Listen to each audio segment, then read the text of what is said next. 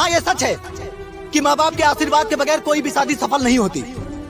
लेकिन एक सच ये भी है कि वही माँ बाप अपने बच्चों पर किए गए एहसानों का वचन देकर उनकी शादी ऐसी जगह कर देते हैं जहाँ उनके बच्चों को खाना तो मिलता है।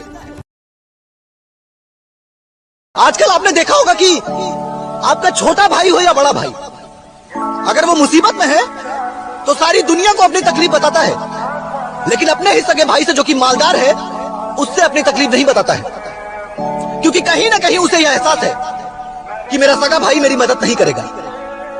और उसका भाई भी दुनिया के तमाम मालदार इंसानों को घर बुलाकर उनके सामने सर झुकाता है, लेकिन अपने ही सगे भाई से बात करने में उसे शर्म आती है, उसकी इज्जत घट जाती है।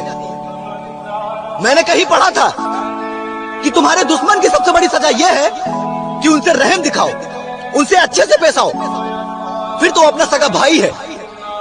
हम क्यों मदद नहीं कर पाते हैं उनकी?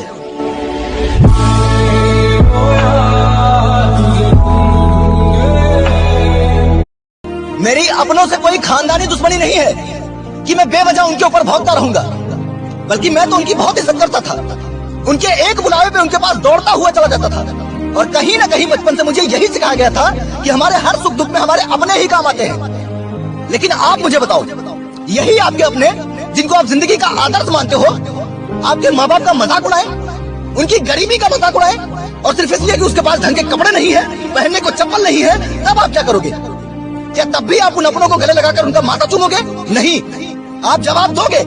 इसलिए मैंने भी जवाब दिया और जिंदगी भर जवाब दूंगा। जिंदगी में इन अपनों ने इतना तो सिखा दिया है कि इंसान अच्छा या बुरा कर्मों से नहीं, पैसों से होता है।